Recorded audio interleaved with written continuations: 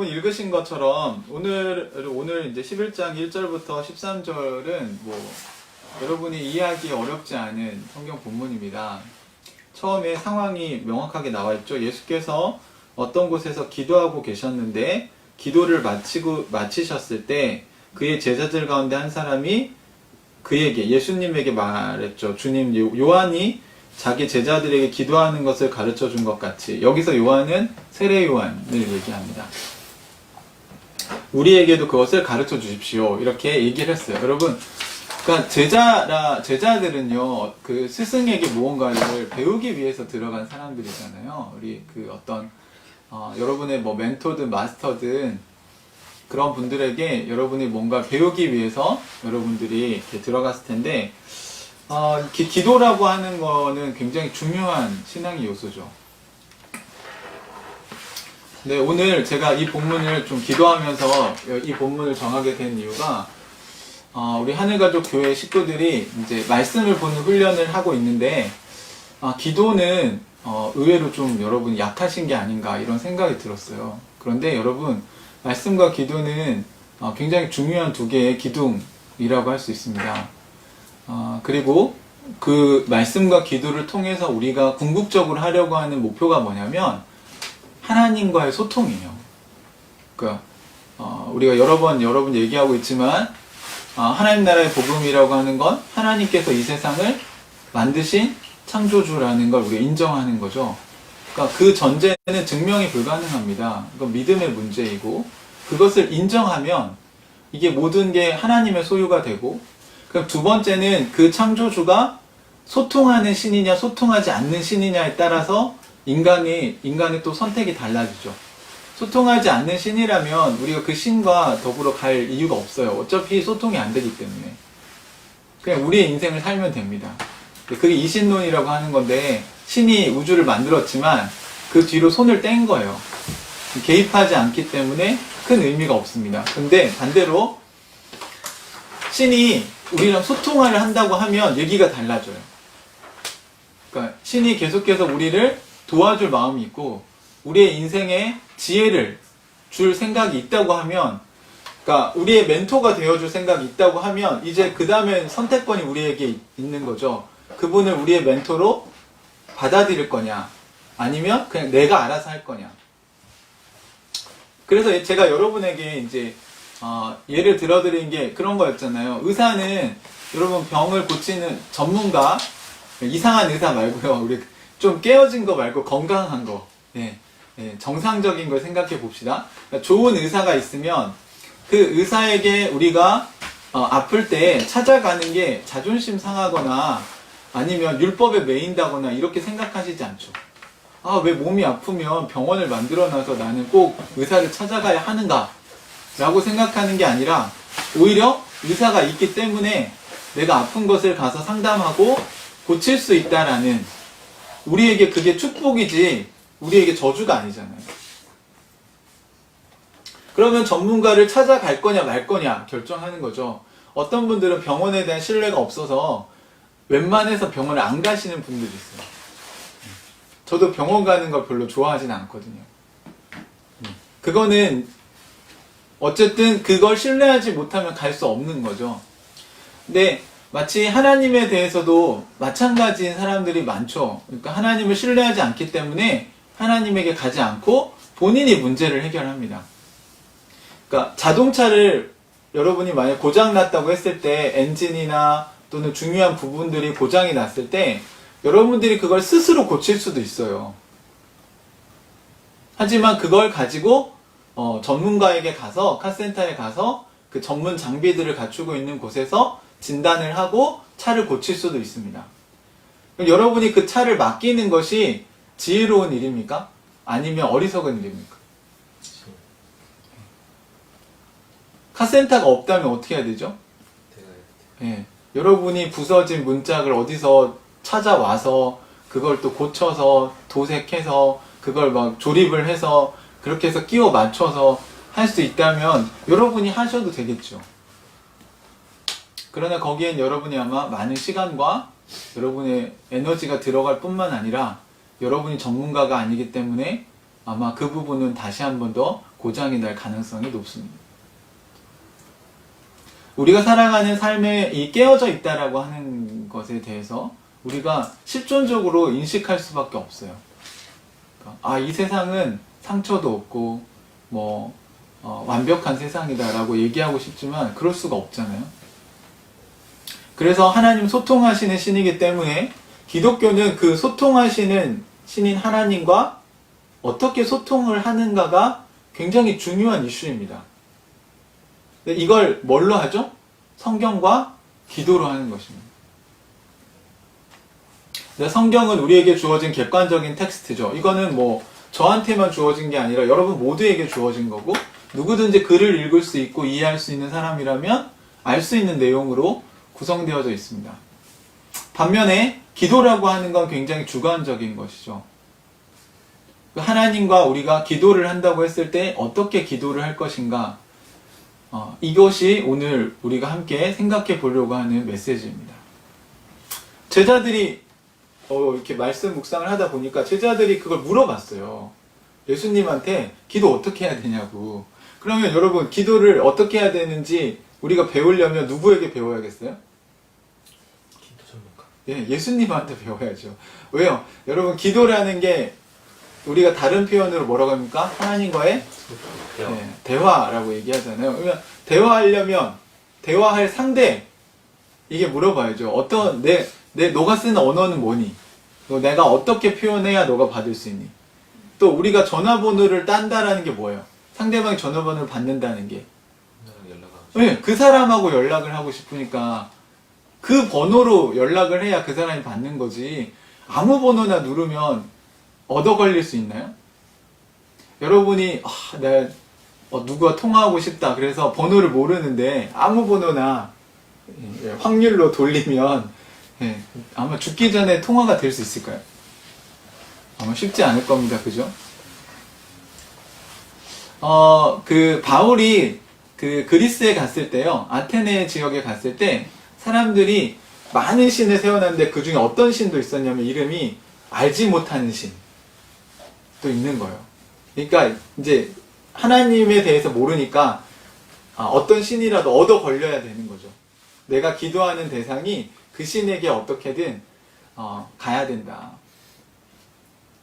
그런데 여러분, 우리가 흔히 말하는 기도와 기독교에서 말하는 기도가 다릅니다.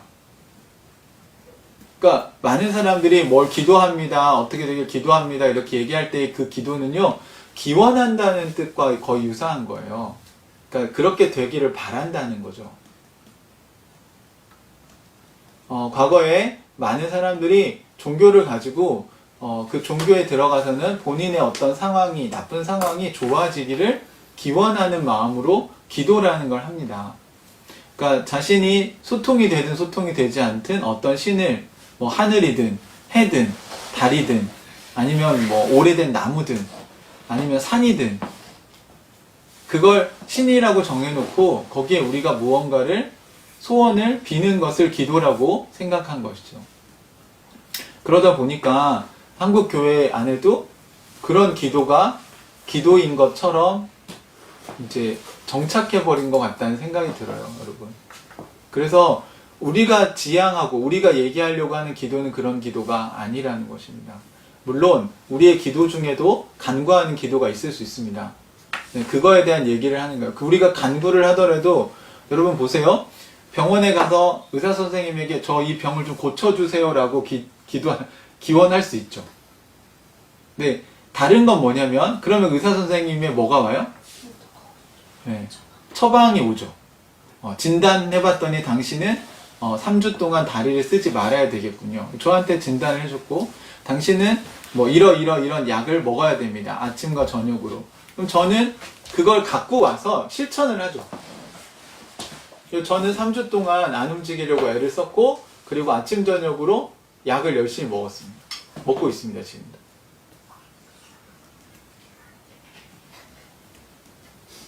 이것은 단순히 물을 떠놓고 제가 계속 병원을 향해서 내 다리가 낫게 해주세요, 낫게 해주세요 라고 계속 이야기만 하고 있는 게 아니라 의사 선생님과 대화가 됐다는 건 제가 그 의사분에게 제가 이렇게 아픈데 원인을 알 수 없습니다. 제 다리가 낫기를 원합니다.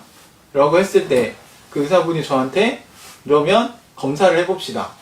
그래서 가서 검사를 했고요. 검사한 결과 이렇게 치료를 해야 될 것 같습니다. 하니까 제가 그 치료 지침에 따라서 하고 있습니다. 그러니까 다시 말하면 여기서 뭐가 일어난 거예요? 소통이 일어난 거죠. 제가 왜 이 말씀을 여러분에게 드리냐면 그냥 비나이다 뭐 40일 작정 새벽기도 해서 뭐 수능 뭐 합격 기원 라고 한다고 해서 합격이 되는 게 아니라는 겁니다, 여러분. 아마 여러분이 그렇게 열심히 기도하시면 하나님이 뭔가 여러분이 얘기하시지 않겠어요? 만약 그분이 엄마라면 가서 딸 컨디션을 위해서 맛있는 거 만들어주고 옆에서 딸 위해서 거기서 뭐 이렇게 서포트할 게 없는지 한번 찾아봐라 뭐 이런 얘기를 하시지 않겠습니까, 주님께서? 그러면 그 처방전을 가지고 삶으로 돌아와서 그 말씀을 가지고 삶에서 실천을 하는 게 우리에게 중요한 거죠. 그게 하나님과 소통이 된 거라는 겁니다. 그러니까 하나님이 얘기하신 거 못 듣고 안 들려요. 그러면 해와 달과 우상, 말하지 못하는 그런 어떤 대상에게 계속 비나이다 하는 그 기도라는 기원과 기독교의 기도가 차이가 없는 거죠. 그러니까 소통하지 못하는 신에게 하는 것과 소통하는 신에게 하는 것이 똑같다면 그건 기독교에서 말하는 기도가 아니라는 겁니다. 예수님은 기도하시면서 뭘 하셨을까요? 눈에 보이지 않는 하나님과 소통을 하신 거죠. 그래서 그날 어떻게 살아야 될지에 대해서 예수님은 아침에 큐티 말씀 묵상하신 거예요. 그러니까 quiet time이라고 하는 거는 주님과 소통하는 목적으로 우리가 한적한 곳에서 조용히 집중해서 오늘 주님께서 나에게 원하시는 것이 무엇인가를 들으려고 하는 것이 기도입니다. 이게 기독교가 말하는 기도예요.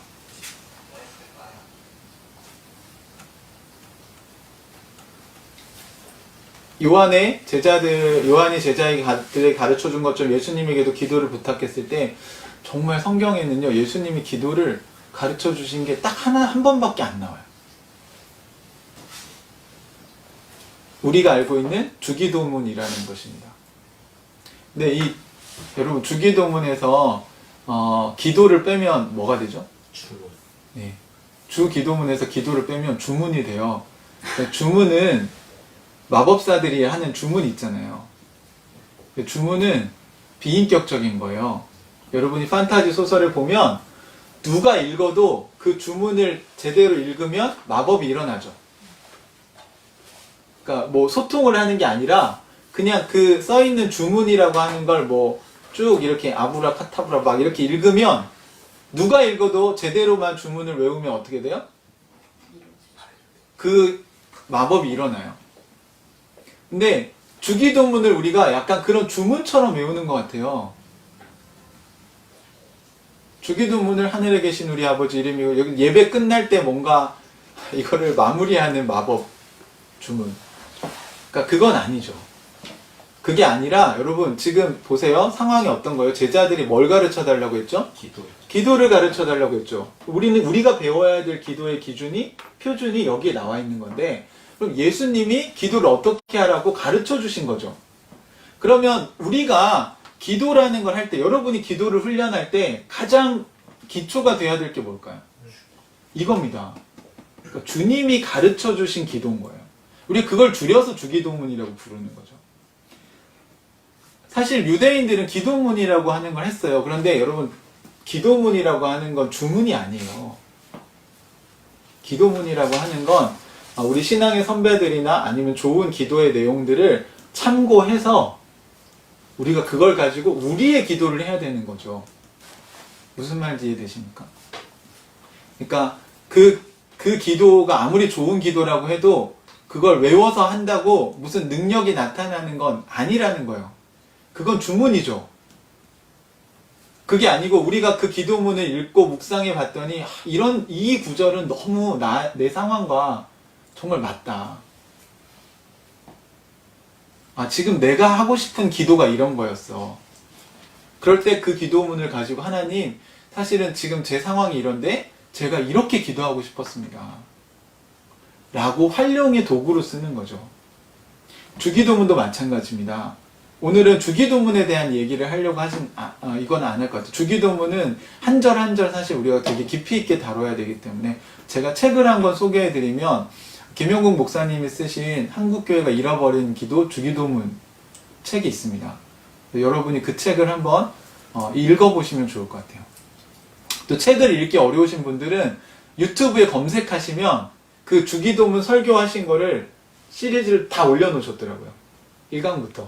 그래서 그거를 혹시 한 강씩 여러분들이 기도에 대해서 좀 내가 좀 공부하고 싶으시다라고 생각하시는 분들은 좀 읽어보시면 좋을 것 같습니다. 그러니까 저희 교회도 제가 때가 좀 되면 하나님께서 좀 그런 강해를 하게 하시면 저도 그 설교를 준비해서 언젠가 한번 다룰 것 같긴 합니다. 근데 오늘은 그러니까 기도라는 게 무엇인가에 대해서 먼저 좀 이야기를 해보려고 지금 1절부터 13절까지를 읽었어요. 그래서 주님께서 주기도문이라는 걸 가르쳐 주셨죠. 그러면 우리는 그거 가지고 하나하나 여러분의 상황과 맞춰서 기도해 보셔야 돼요. 예를 들면 하나님 아버지 이름이 거룩하게 여김을 받으시오며, 그러면 그게 무슨 뜻인가? 그냥 주문처럼 외우지 말고 하나님의 이름이 거룩하게 된다는 건 어떤 건가? 그거 하늘에서 이루어진 것처럼 아버지의 뜻이 땅에서 이루어진다는 건 어떤 건가? 그러면 그렇게 되려면 하나님은 나에게 뭐라고 얘기하실 건가? 그럼 그 처방전을 내가 받았으면 어떻게 그걸 실천할 건가? 이게 주기도문을 통해서 우리가 기도를 훈련하는 방법인 거죠. 그러니까 주기도문 여러분이 외우고 계신 건 아주 유용한 것입니다. 잘하셨어요. 왜냐하면 성경을 안 떠들러 봐도 여러분이 그 내용을 다 알고 계시잖아요. 이제 해야 될 일은 뭐예요? 그걸 하나하나 여러분이 의미가 무엇인지를 생각해 보셔야 돼요. 그래서 주님께서 기도문을 가르쳐 주셨어요. 이제 이게 마태복음에 있는 주기도문과 조금 다르죠. 하지만 여기 누가복음에 있는 이 주기도문 요약도 굉장히 유용한 면이 있습니다. 그런데 이 기도문을 하시고 문제는 뭐냐면 그 다음 얘기인 것 같아요. 그 다음 예수님이 비유를 드셨는데 이 비유가 좀 이상해요. 자, 무슨 비유를 드셨냐면 예수께서 그들에게 말씀하셨다. 너희 가운데 누구에게 친구가 있다고 하자. 그가 밤중에 친구에게 찾아가서 그에게 말하길 여보게 내가 빵 3개를 구워주게. 이렇게 내 친구가 여행 중에 내게 왔는데 그에게 내놓을 곳이 없어서 그러네 할 때에 이 사람이 밤이 늦었고 잠자리에 누웠고 너무 늦었어요. 우리 교회 형제들은 제가 생각할 때 긍휼한 마음이 많아서 아마 다 줄 것 같은데 여기 보니까 이 형제는 이제 너무 늦어서 못 준다 이렇게 얘기를 하고 있는데, 자 8절 한번 보시죠. 8절 우리 같이 한번 읽어볼까요? 시작. 내가 너희에게 말한다. 그 사람의 친구라는 이유로는 그가 일어나서 청을 들어주지 않을지라도 그가 졸라든 것 때문에는 일어나서 필요한 만큼 줄 것이다. 성경에 또 이런 비슷한 비유가 또 과부와 재판관의 비유라는 게 있는데요. 자, 그거는 그때 다루기로 하고, 여기 보시면 그 사람이 친구라는 이유로는 일어나서 청을 들어주지 않을지라도 그가 졸라대는 것 때문에는 일어나서 필요한 만큼 줄 것이다 이렇게 얘기를 하잖아요. 이 구절만 보면 어떤 생각이 드세요? 소나무 꼬리도 졸라라, 그죠? 네, 졸으면 하나님이 관계 때문에는 안 주셔도 귀찮아서 주신다. 하나님의 수준을 굉장히 떨어뜨리는 해석입니다. 이거 하나님의 격을 완전히 밑바닥으로 내리는. 여러분 성경을 해석할 때요, 지금 보세요. 8절만 가지고 해석을 해버리면 그런 해석이 가능해요. 그런데 지금 예수님은 1절부터 13절까지가 하나의 덩어리거든요, 지금. 다시 말하면 여러분이 어떤 영화를 보거나 책을 읽을 때 책에 있는 문장 한 문장만 가지고 그 책 전체를 다 이해했다고 얘기하지 않잖아요. 그쵸? 예를 들어서 악당이 한 대사가 있을 수도 있잖아요, 그 책에. 그러면 그 악당이한 대사를 가지고 아 작가는 이런 생각을 갖고 있다 이렇게 해석하지 않는다는 거죠. 무슨 말인지 이해되십니까? 자 그럼 졸라댄다고 해서 무조건 다 주냐 이거죠. 성경에는 그렇게 해도 안 주는 경우가 있다는 겁니다. 대표적인 얘기를 해볼게요. 구약에 이스라엘 백성들이 왜 멸망했냐면 그들 거짓 선지자들이 졸라대지 않았을까요? 하나님에게? 구해달라고 졸라대지 않았어요? 그럼 그들은 전쟁 패했습니까?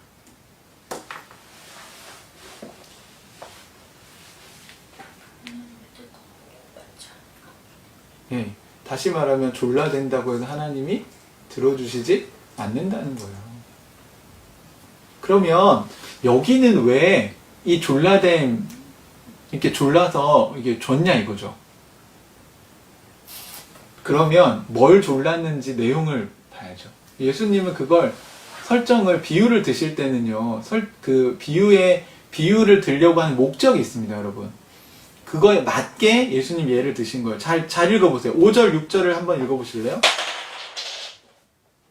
자, 5절, 6절을 한번 잘 읽어보시면서 이 사람이 뭘 기도했는지 한번 보세요. 시작.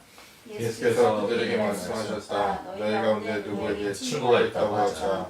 그가 밤중에 그 친구에게 찾아가서 그에게 말하기를 여기에 내게 빵 3개를 구워주게. 내 친구가 여행 중에 내게 왔는데 그에게 내놓을 것이 없어서 그러네.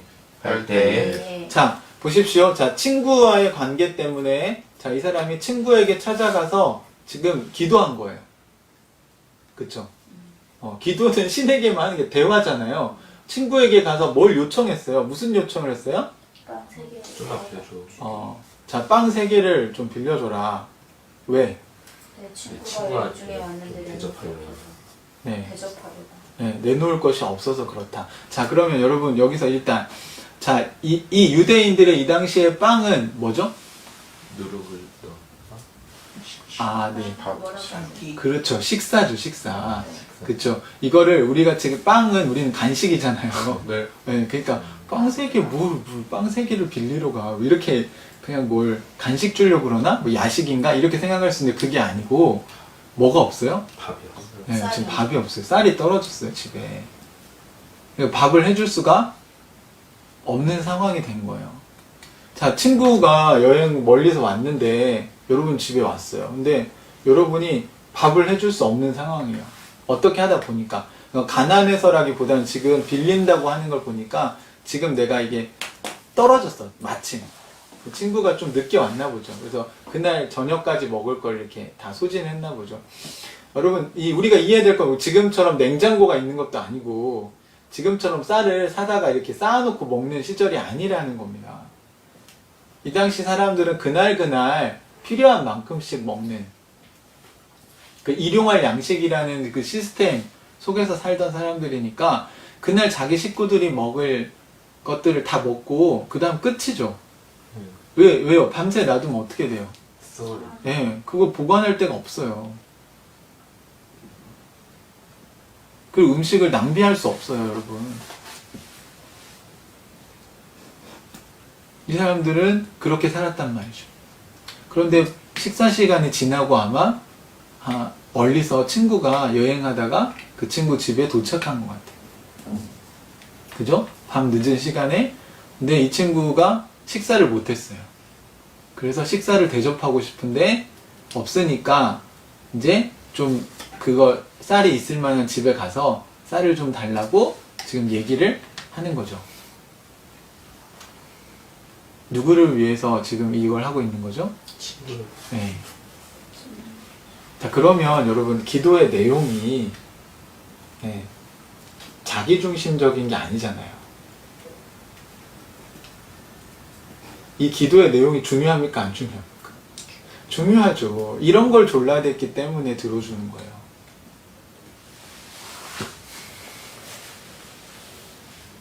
내가 집을 샀는데 집값이 오르게 해주세요 라고 하나님을 졸라대면 하나님이 그걸 들어주세요? 하나님이 부동산의 신이신가요? 아니잖아요. 세상이 들어줘요. 그건 하나님이 안 들어주고 자본주의가 들어주겠죠.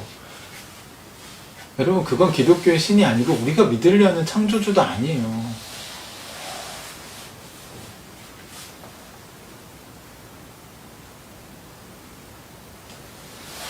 사랑하는 형제자매 여러분, 우리가 무조건 졸라야 된다고 해서 그게 다 하나님께서 응답해 주시는 건 아니라는 겁니다. 기도의 내용이 되게 중요한 거죠.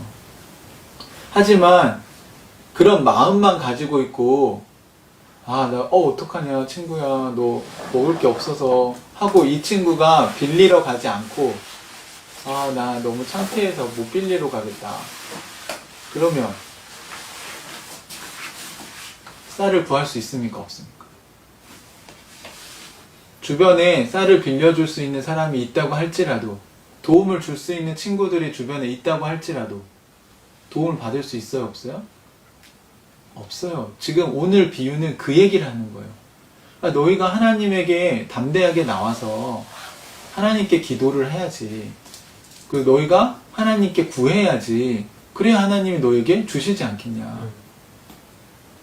그냥 하나님 다 아시는데 꼭 기도를 해야 되나?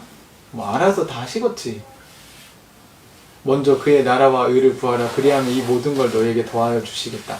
그러면 여러분은 먼저 그의 나라와 의를 위해서 사셨어요? 먼저 그의 나라와 의를 우선순위에 두고 살고 계신다면 하나님이 모든 걸 더해 주시겠죠. 그게 뭐냐면 주님과 소통을 안 한다는 게 아닙니다. 먼저 그의 나라와 하나님의 의, 하나님의 뜻을 구하려면요, 뭘 하셔야 되냐면 하나님하고 반드시 소통을 해야 돼요. 보세요. 제가 은홍이 형제가 원하는 게 뭔지를 알고 싶어요. 은홍이 형제가 원하는 그 뜻을 제가 우선순위를 두고 먼저 은홍이 형제가 원하는 걸 내가 해야 되겠다, 이렇게 생각을 했어요. 그럼 뭐부터 해야 돼요? 이해하게. 예? 제가 알아서 해요? 네. 알아서 하면 얻어 걸리는 거예요. 알아서 했는데 그게 하나님 뜻과 맞으면 좋겠지만 제가 물어봐야죠. 그냥 여러분이 제가 원하는 게 뭔지 알고 싶으면 어떻게 하셔야 돼요? 물어봐야죠. 제 생각과 제 뜻이 뭔지 모르고 여러분이 다 짐작해서 얘기를 하시면 그게 제 뜻인지 아닌지 어떻게 알 수 있습니까?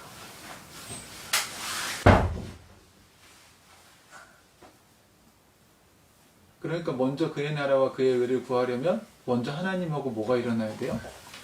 소통이 돼야 돼요. 그게 기도라는 거죠. 무슨 말인지 이해되십니까? 그래서 여기 이 비유에서 강조하고 싶은 것은 어떤 졸라됨이냐면 구하라는 거예요. 네. 그래서 그 다음에 예수님이 얘기를 하신 겁니다. 뭐라고 하셨어요? 우리가 아는 유명한 구절이 이 비유 다음에 나오잖아요. 그래서 9절, 10절 같이 한번 읽어볼까요? 시작. 내가 너희에게 말한다. 구하여라. 그리하면 너희에게 주실 것이다. 찾아라. 그리하면 찾을 것이다. 문을 두드려라. 그리하면 너희에게 열어주실 것이다. 구하는 사람마다 받을 것이요, 찾는 사람마다 찾을 것이요, 문을 두드린 사람에게 열어주실 것이다. 아멘. 자, 여기 이 세 개 반복되는 게요, 같은 얘기죠. 자, 구하면 어떻게 된다고요?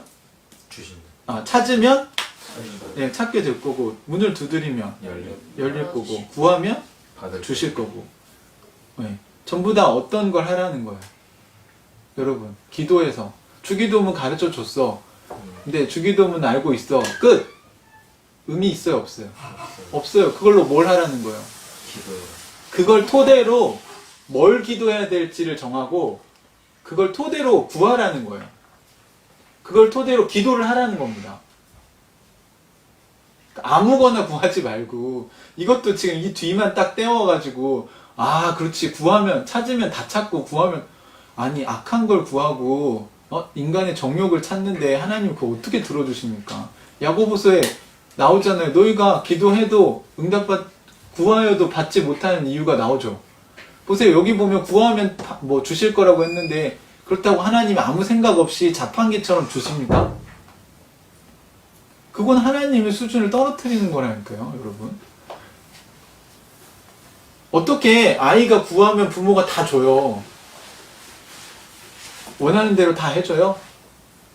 아이가 보자기 딱 메고 여기 6층에서 나 슈퍼맨처럼 뛰어내릴래? 그러면 그래, 나는 인자한 아빠니까 뛰어내려라, 이렇게 허락해줘요?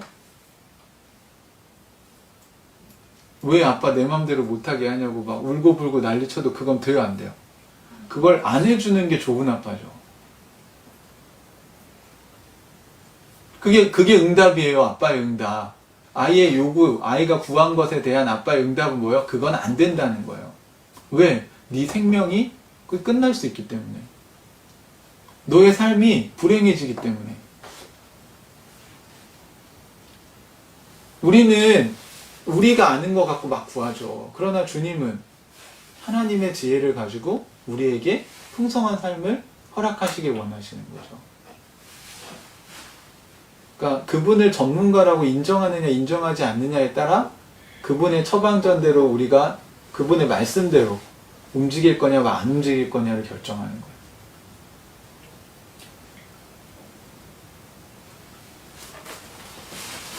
여기서 구하라, 찾으라, 두드려라 라고 하는 건 뭐예요? 여러분들이 올바른 주님 가르쳐 주신 그 기도를 기반으로 기도를 하라는 거예요.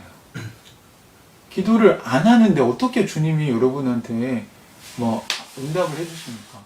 이거는 이런 것과 같죠. 나 병원 안 가는데 의사가 알아서 나한테 처방전을 내려주면 좋겠다. 진단을 안 받아도 하면 좋겠다. 이런 거랑 똑같은 거잖아요. 은유가 엊그저께 저한테 제가 막 머리를 좀 감아라 그랬더니 그냥 버튼 하나만 누르면 머리를 다 감고 말려주는 기계가 있었으면 좋겠다. 근데 지금은 그 기계가 없잖아요. 나중에 나오면 쓰라고. 그러면서 제가 이런 얘기를 했어요.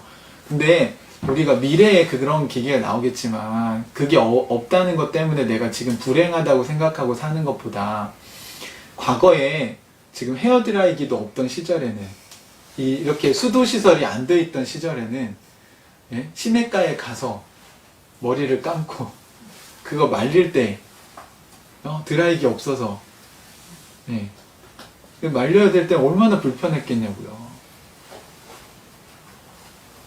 거기에 비하면 우리는 지금 문명의 혜택을 누리고 있잖아요. 그러니까 지금 우리에게 주어진 것에 대해서 되게 감사하면서 살 수도 있고 아니면 지금 없는 것 때문에 늘 불만족 속에 살 수도 있다는 거죠.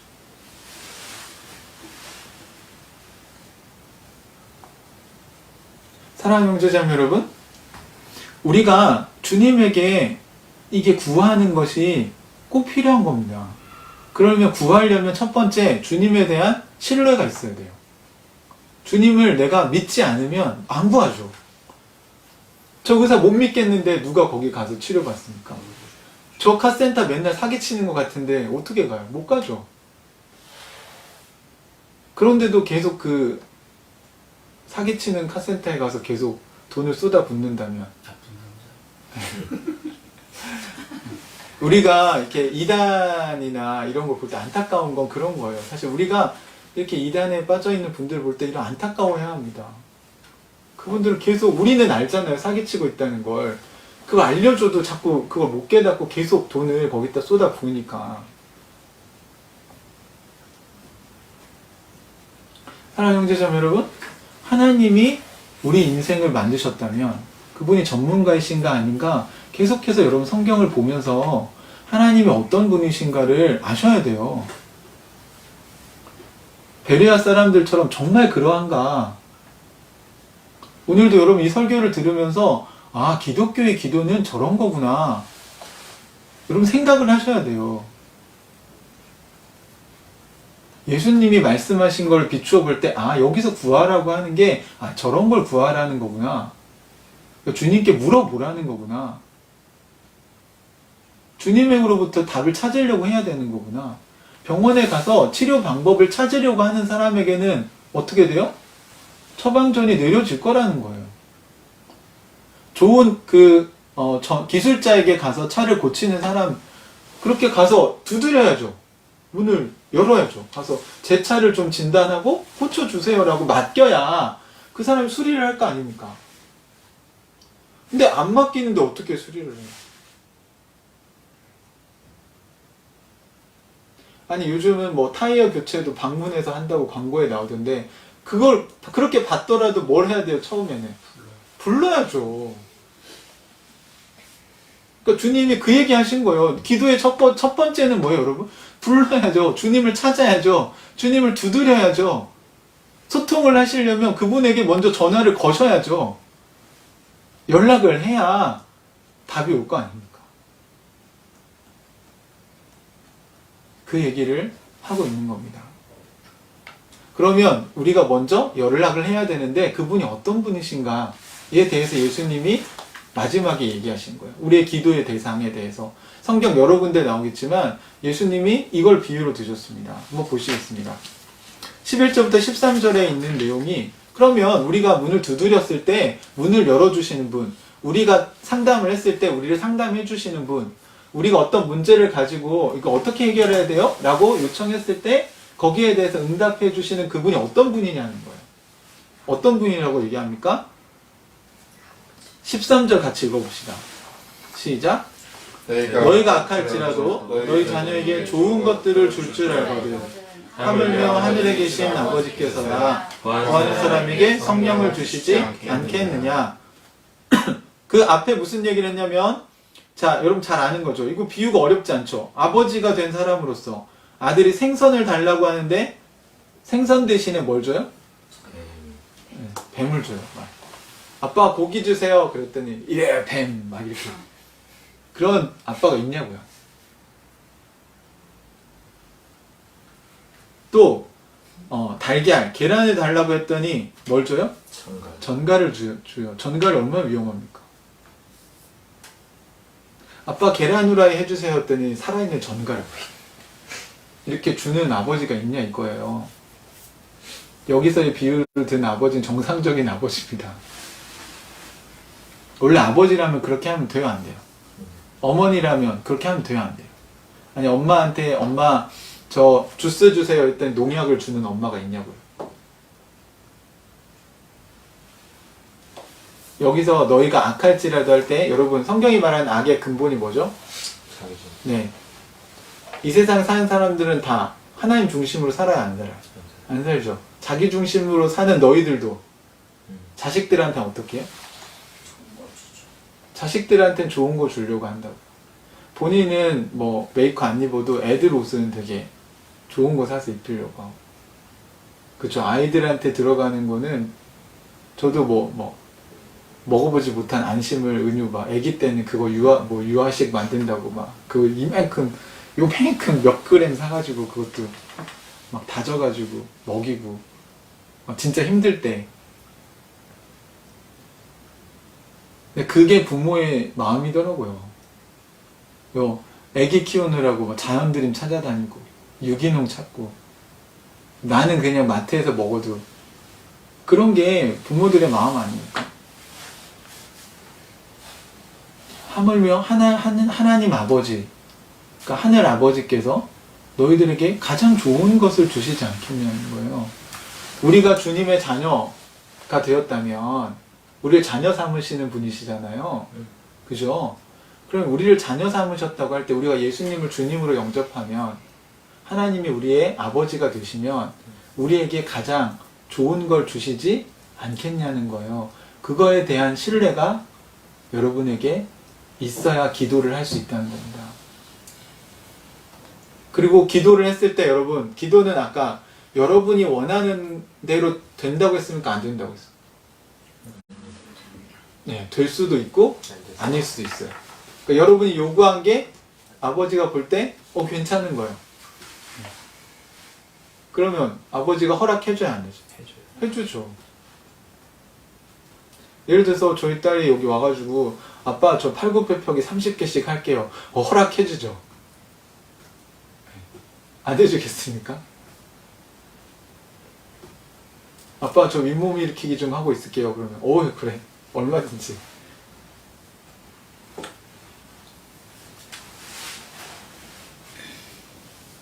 그런데 하루 종일 예를 들어서 핸드폰을 하고 있다. 그걸 제가 허락을 해주면 눈도 나빠지고 예, 짜증도 늘어나고 당연히 그거 하면서 몸도 망가지고 운동할 시간 줄어들고 아빠랑 소통할 시간도 줄어들고 그게 어떨 때 한번 예, 제가 추석 연휴 때 허락해줬어요. 네 마음껏 놀아라. 이게 자유를 주노라. 그냥 터치 안 할 테니까 오늘 네가 하고 싶은 대로 해. 이런 날도 있죠. 하지만 그게 매일 되면 이 아이의 삶이 피폐해지잖아요. 망가지잖아요. 그걸 제가 어떻게 허락을 해줍니까? 제 응답은 뭐겠어요? 뭐 1시간만 해라. 아니면 먼저 운동하고 또 20분 한 다음에 뭔가 좀 다른 걸로 이렇게 주의를 환기시키고 그 다음에 해라. 뭐 이렇게 뭔가 소통을 해줄 거 아니에요. 처방전을 주죠, 제가. 그러면 은유가 그거에 순종하면 제가 은유를 심판할 일이 없죠. 사랑하는 형제자매 여러분, 아버지께서 여러분에게 가장 좋은 걸 주실 거라고 여러분 말로만 믿으시면 안 돼요. 진짜로 믿어야 이게 나에게 하나님 준 최선이구나. 여러분 그런 것들 이미 경험해 보신 거 아니에요? 여러분 지금 뭐 결혼하신 분들은 하나님 여러분에게 되게 좋은 선물을 주셨죠. 네, 제가 보니까 은홍 형제 뭐 저희 성화의 도구로 주셨죠. 네. 주님의 뜻을 깨달았군요. 그렇죠. 그러니까 하나님께서 가장 좋은 것을 주신다고 하는 거에 대해서 우리가 믿어야 그분의 뜻에 따라 살 수 있습니다. 때로는 왜냐하면 우리가 이해가 안 되는 경우도 있거든요. 은유는 이해 못해요. 제가 운동시키면 이걸 왜 해가 맨날 질문이에요. 이걸 왜 해? 왜 해야 돼? 질문하는 거 아주 좋아. 그럼 저는 설명하느라고 힘들어 죽겠어요. 여러분 때로는 우리가 하나님에 대한 신뢰가 있으시면 어떤 경우는요, 여러분이 먼저 순종을 좀 해야 될 경우도 있을 수 있어요. 그러면 알게 되는 경우도 있어요. 해보지 않았기 때문에 알 수 없는 것도 있습니다. 저도 어떤 건요, 설명하기 힘든 게 있어요, 은유한테. 은유가 이제, 예를 들어서 그러니까 너가 자꾸 배가 아프다고 하니까 제가 유산균을 사줬어요. 유산균을 꾸준히 먹어봐라. 왜 먹어야 되는데? 아니 너가 배가 아프다고 하니까 이게 그럼 어떻게 치유가 되는데? 아니 그걸 아빠가 전문가가 아닌데 그 뭐 어떻게 일어나는지 그 뭐라고 합니까? 그 메커니즘을 제가 다 설명해 줄 수 없잖아요. 일단 그럼 좀 먹어보고 이제 한번 지켜보자. 이거 먹고 나서 이제 배 아픈 게 사라지면 해결이 된 거잖아요. 그럼 본인이 경험이 된 거죠. 제가 지금 다리가 아파서 중단됐는데 제가 2달 정도 은유랑 매주 토요일마다 모악산 올라갔다고 말씀드렸잖아요. 딱 2달째 될 때 은유 입으로 얘기했어요, 저한테. 처음 갈 때 울면서 막 끌려 올라갔거든요. 근데 2달 지나고 나니까 아빠가 왜 계속 하면 몸이 달라진다고 했는지 알겠다. 근데 제가 어떻게 그걸 설명합니까? 본인이 경험을 해봐야지. 어떤 건 제가 설명을 하죠. 왜 이걸 해야 되는지, 이게 어떤 도움을 주는지 제가 아는 선에서 최선을 다해 설명하지만 어떤 건 본인이 경험을 해야 이래서 이걸 하라고 하신 거구나 라고 깨닫는 게 있어요. 근데 그걸 하려면 일단 뭐가 전제돼야 되냐면 이분이 나에게 가장 좋은 것을 주실 거라는 믿음이 있어야 되는 거죠. 이분이 좋은 의사다. 좋은 어떤 기술자다. 속이지 않고. 다른 카센터랑 다 비교해봤는데 되게 정품을 쓰면서도 가장 저렴한 가격에 그리고 제대로 고쳐주시고 AS도 잘 철저하게 해주신다. 그런 신뢰가 있으면 갈 수 있고 제가 그걸 경험하면 다른 사람에게 누가 물어보길래 제가 소개해줬거든요. 그 공업사를. 이분 되게 괜찮은 것 같아요. 여기. 그러니까 경험해봤으니까 아는 거지. 그거 어떻게 다 처음부터 제가 설명을 할 수 있겠습니까? 사랑하는 형제자매 여러분, 우리가 아는 유명한 구절 중에 이런 게 있습니다. 항상 기뻐하라, 쉬지 말고 기도하라, 범사에 감사하라. 이는 그리스도 예수 안에서 너희를 향하신 하나님의 뜻이니라. 여러분이 잘 알고 있는 성경 구절이잖아요. 그럼 어떻게 쉬지 않고 기도할 수 있습니까? 비나이다 비나이다 라는 기원은요 쉬지 않고 못해요. 그럼 어떻게 일상생활 하면서 어떻게 쉬지 않고 해요? 그런데요 기독교의 기도는 쉬지 않고 할 수 있어요. 왜요? 성령님이 우리랑 늘 함께 하시기 때문에. 여러분 그리고 이런 거죠. 자 제가 그 의사분하고 제가 이 다리가 아파서 소통을 했잖아요. 제 다리가 아파서 고쳐달라고 했더니 이렇게 3주간 잘 움직이지 말고 쉬세요 이렇게 얘기를 해줬고 그 다음에 약을 먹으라고 약을 줬어요. 그럼 그분이 저에게 주신 말씀은 두 개예요. 약 먹는 거랑 쉬는 거. 그러면 저는 그 말씀대로 살면 되는 거죠. 그리고 나서 일주일에 한 번 가요 병원은. 그러면 어떻게 의사하고 제가 쉬지 않고 소통할 수 있습니까? 제가 계속 하루 종일 전화기 붙잡고 그분하고 저 지금 쉬고 있습니다. 또 쉬고 있습니다. 이렇게 얘기하는 게 쉬지 않고 기도하는 걸까요? 아니에요. 그분을 직접 만나서 소통은 일주일에 한 번 하고 그것도 잠깐이지만 그분이 저한테 얘기하신 처방전, 말씀에 따라서 제가 살잖아요. 별로 어렵지 않아요. 아침 저녁에 약 챙겨 먹는 거. 물론 신경 안 쓰면 그것도 쉽지 않은 순종이지만 제가 빨리 나아야 될 거 아니에요, 이 다리가. 정말 낫고 싶으면 제가 그거에 최선을 다하지 않겠습니까? 그리고 이 약을 먹는 게 중요하다고 제가 믿으니까 먹는 거죠. 근육에 염증이 생겨서 더 심해질 수도 있기 때문에 염증을 예방하기 위해서 거기 있는 소염제를 꼭 먹어야 된다고 제가 알고 있기 때문에 먹는 거예요. 이게 별거 아닌 병으로 쉽게 끝날 수도 있고요. 제가 그 약속을 지키지 않고 다리를 써서 이게 심해지면 훨씬 더 심각한 상황에 갈 수도 있는 겁니다. 사랑하는 형제자매 여러분, 여러분의 일상에서 말씀 묵상하고 기도하는 일이 여러분 아무것도 아닐 거라고 생각하시잖아요. 여러분의 삶의 문제가 더 골마 터져서 썩을 수도 있어요, 여러분. 지금 형편보다 더 나빠질 수도 있습니다. 깨어진 세상에서 우리가 살아가고 있는데 상처받지 않고 산다고요? 그거 거짓말이죠. 어떻게 우리가 상처를 안 받아요? 이 불합리한 세상에서 살아가는데 우리가 어떻게 화가 안 납니까? 근심과 걱정이 어떻게 없을 수 있어요? 저희 딸은 밤마다 지금 환경 문제를 저랑 얘기하면 근심과 염려가 정말 어떻게 앞으로 될지 은유한테 진짜 진지한 걱정이 있어요. 환경 문제에 대해서. 미래가 정말 걱정된다고 해요. 그리고 본인이 아무리 분리수거 열심히 해도 이거 무슨 간의 기별도 안 가는 일이고 정말 이 거대한 사람들이 60억, 70억 인구는 다 자기중심적으로 사는데 진짜 소수가 바닷가에 쓰레기 줍고 분리수거하고 그러고 살고 있는 거잖아요. 아니, 지난주에 학교 갔다가 친구가 삼각김밥을 먹고 쓰레기를 그냥 바닥에 버리더래요.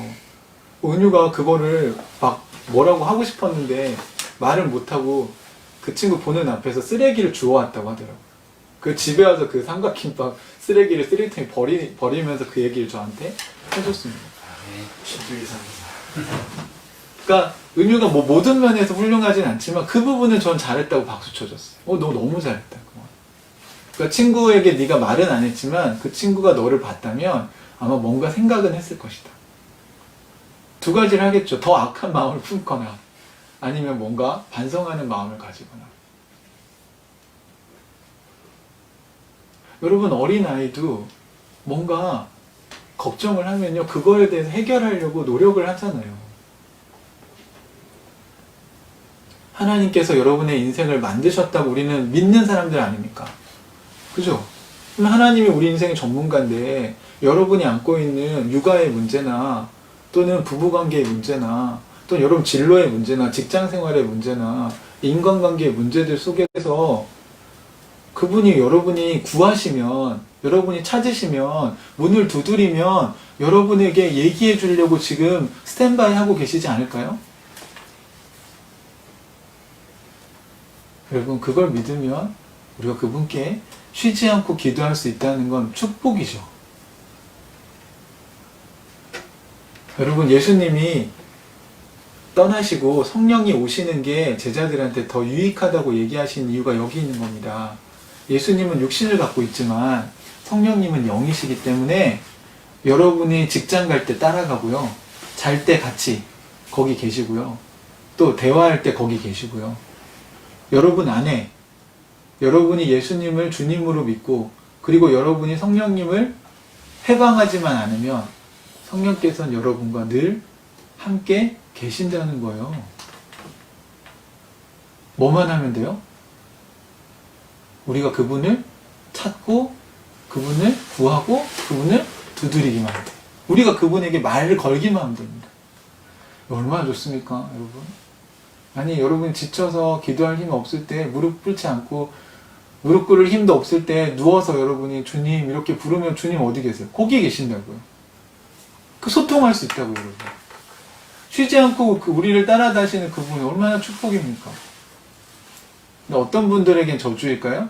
죄질을 하는 분들한테는 괴롭죠. 괴로워요.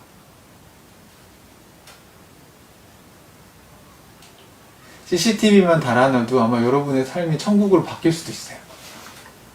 24시간 여러분의 삶이 만약에 전 세계로 중계된다면 아, 우리 되게 거룩하게 살 것 같은데? 사랑하는 형제자매 여러분, 하나님은요, 여러분이 생선을 달라고 하는데 뱀을 주고 계란 후라이 해달라고 하는데 전갈을 주고 그런 분은 아니십니다. 여러분의 기도에 주님이 반대하실 때는 그만한 이유가 있으신 거예요. 또는 여러분이 구하는 거에 대해서 침묵하실 때는 그만한 이유가 있다는 믿음을 가지셔야 돼요.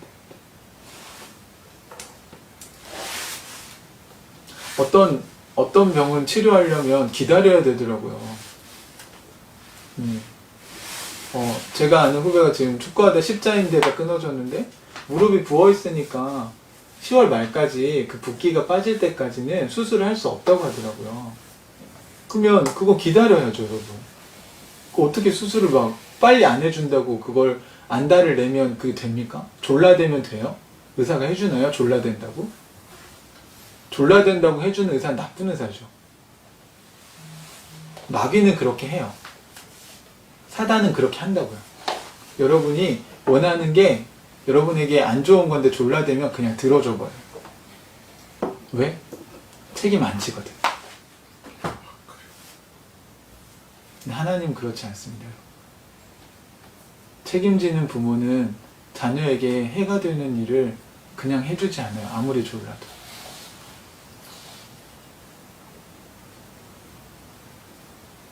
여러분, 저는 여러분이 말씀 묵상과 더불어서 이 기도의 기독교에서 말하는 기도, 성경이 말하는 기도의 그 본질이 회복되셨으면 좋겠습니다.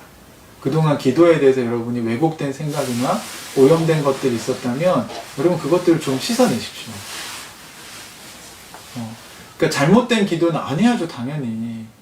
근데 올바른 기도도 안 해버리면 이건 여러분 이것 때문에 마치 그런 거죠. 목욕물 버리려다 아기까지 다 버리는 거랑 똑같은 거예요.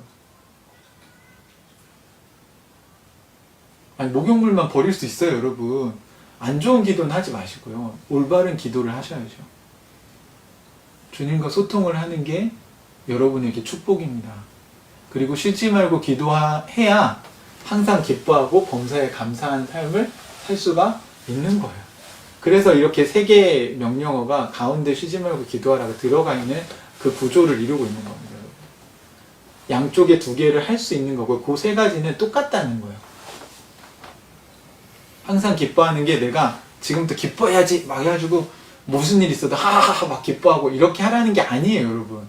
그런 건 기쁨이 아니에요. 성경이 말하는 기쁨이.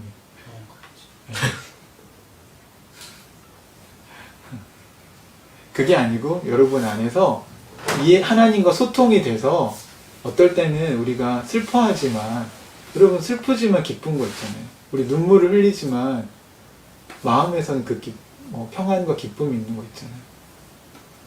왜? 이해가 됐으니까. 또는 소망이 있기 때문에.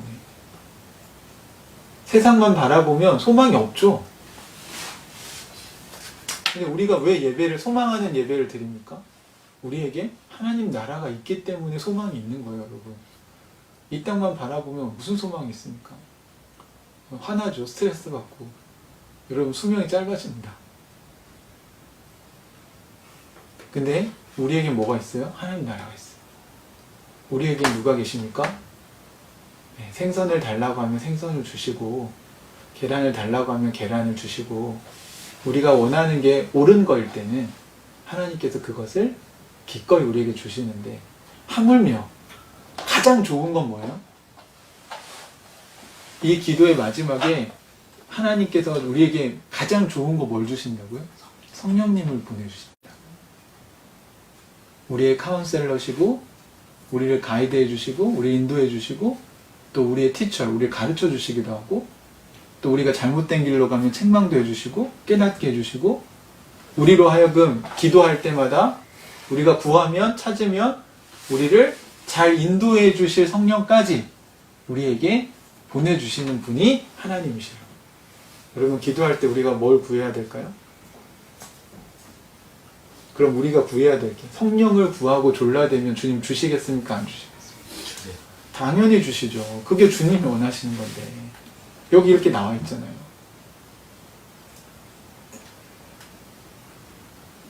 여러분 가장 중요한 건 지난주에 폭풍우 치는 가운데 여러분이 평안할 수 있는 거는 성령님과 이어질 때 그런 거예요. 여러분 안에 계신 성령님과 소통이 일어나면 주님 제가 이런 상황인데 어떻게 해야 될까요? 했을 때 성령께서 여러분에게 깨닫게 해주시는 게 여러분 안에 깨달아지면 그러면 그때 여러분 안에 세상이 주지 못하는 평화가 이루어지는 것입니다. 이런 기도의 삶이 여러분에게 시작되기를 주님의 이름으로 축복합니다. 여러분이 외우고 계신 그 주기도문을 기초로 하여서 여러분의 마음속에 있는 성령님과 더불어 여러분들이 기도하는, 구하는, 찾는 그리고 두드리는 그런 한 주가 되기를 주님의 이름으로 축복합니다. 우리 같이 기도하시겠습니다.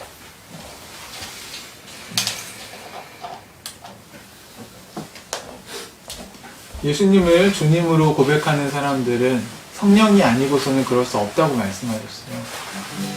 여러분 이 시간 조용히 한번 눈을 감고 여러분 안에 계신 성령님을 찾아보십시오. 성령님을 찾으십시오.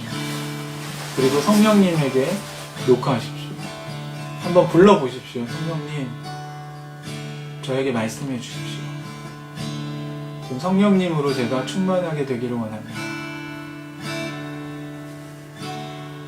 그리고 여러분이 하고 싶은 이야기들을 편안하게 주님께 나누는 그런 기도의 시간이 되었으면 좋겠고 주님께서 또 여러분에게 성령께서 깨닫게 해주시는 것을 여러분이 듣는 그런 기도가 이루어지는 시간이었으면 좋겠습니다. 우리 이 시간에 같이 우리 안에 계신 성령님과 함께 대화하는 시간을 갖겠습니다.